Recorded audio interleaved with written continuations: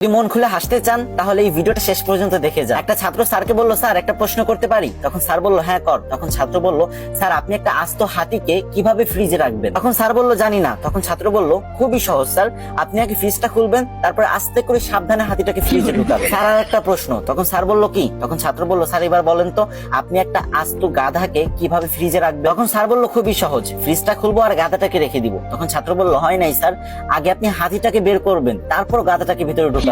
তখন স্যার বলল, আচ্ছা। তখন ছাত্র বলল, স্যার আর একটা প্রশ্ন, বনের সমস্ত পশু পাখি সিংহ মামার জন্মদিনের অনুষ্ঠানে অংশগ্রহণ করতে পারবে, কিন্তু একজন ছাড়া, সেটা? তখন স্যার একটু ভেবেচিন্তে বলল, মনে হয় বাঘ, কারণ সিংহ আর বাঘ একজন একজনকে দেখতে পারে না। তখন ছাত্র বলল, হয় নাই স্যার, গাধা, কারণ সে তো এখনো ফ্রিজের ভিতরে। তখন স্যার রেগে গিয়ে বলল, আমার সাথে মজা করিস তাই না? তখন ছাত্র বলল, না স্যার মজা করি না তো, আর একটা শেষ প্রশ্ন প্লিজ স্যার। তখন স্যার বলল, ওকে। তখন ছাত্র স্যারকে আবারও প্রশ্ন করলো, স্যার আপনাকে অসংখ্য একটা কুমির ভর্তি নদী পার হতে হবে, কিন্তু কিভাবে? তখন স্যার বলল, এটা কোনো অবস্থাতেই সম্ভব না, তবে বড় একটা লোহার নৌকো হলে পার হওয়া যেতে পারে। তখন ছাত্র বলল, হয় নাই স্যার, আপনি খুব সহজেই সাথের নদী পার হয়ে যেতে পারেন, কারণ কুমিরগুলোতে সিংহ মামার জন্মদিনে গিয়েছে।